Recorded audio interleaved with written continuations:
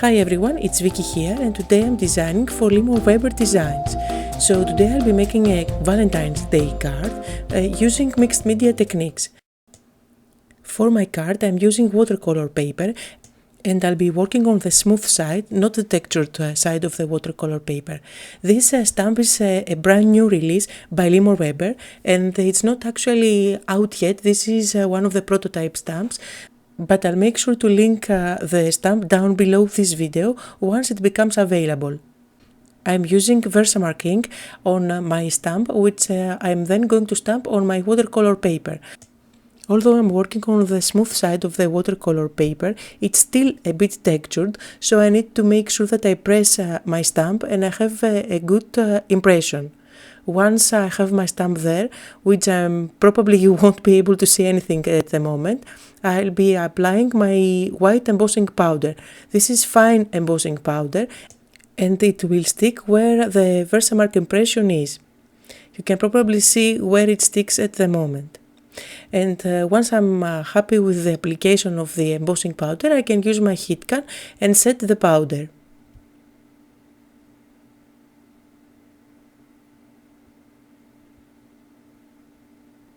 And now for some gelatos fun. I'm using 3 different colors. You can find all the names of the gelatos that I'm using today in the supplies list just below the video, as well as on my blog and on Weber Designs blog.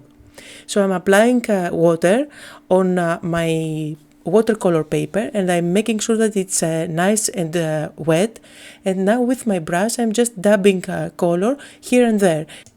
You can see that gelatos are great for watercoloring and they blend beautifully. So now once I'm happy with the application of the color, I'll move the paper up and down just to blend everything together, and then I'll use my heat gun to make sure that everything is nice and dry.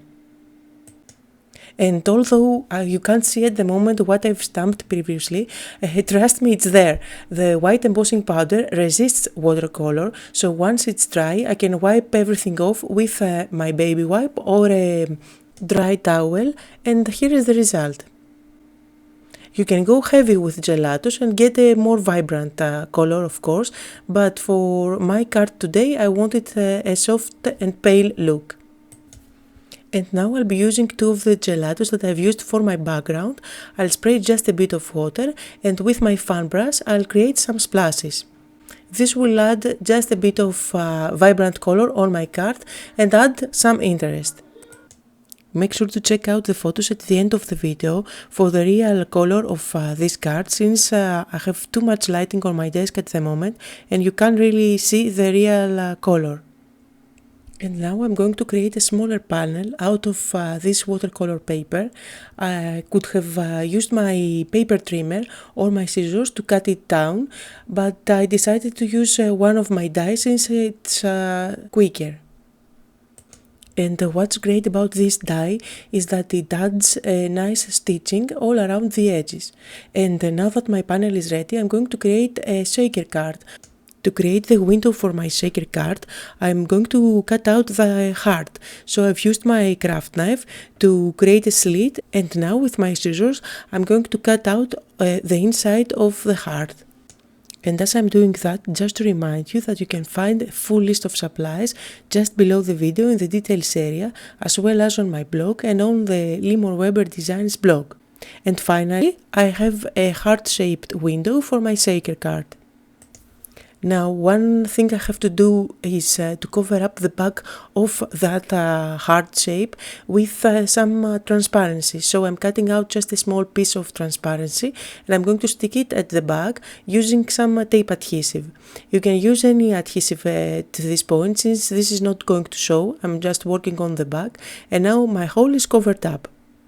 And now back to gelatos. I'm using my red gelato with some water, and as you can see I didn't like my first try.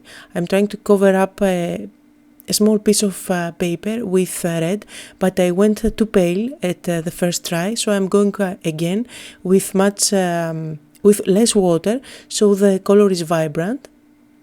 And I'm going to use my heat gun to speed up the process, and then just cut out a small piece of that red colored paper. This red piece of paper is going to work as a background for my heart window. And now I'm going to work on the background, so I'm going to go around my heart and I'll add some foam adhesive. And if you notice, I'm making sure that my foam adhesive is stick nice and tight without leaving any gaps, or whatever I put on my shaker card, it will fall out. I'm going to add some tiny little sequins in the center of the heart, and then I'll cover up the hole with that red piece of cardstock. And now my shaker window is ready. All that's left to do is to add some foam adhesive at the edges of this panel. At this point I could stick this panel on top of a standard card and call this done, but I want to add some interest on the background, on the card base, so I have already folded a standard card that's 4 1/4 by 5 1/2, and I'm not working on a white cardstock but rather on a creamy one.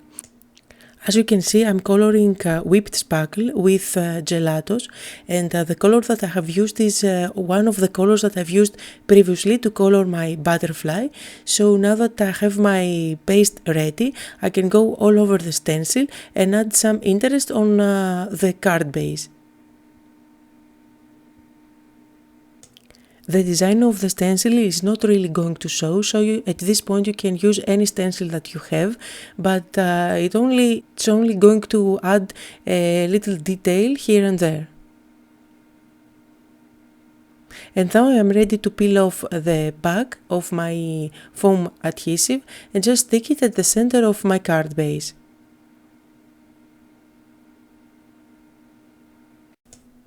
For the sentiment, I'm going to white emboss the word love at the very bottom of my panel. So again, I'm using Versamark for stamping and then applying my detail white embossing powder, and then I'm going to heat set it with my heat gun. And that concludes the card for today. I hope you had fun and got inspired, and if you did, don't forget to give me thumbs up on my YouTube channel as well as leave me a comment. Thank you all for watching.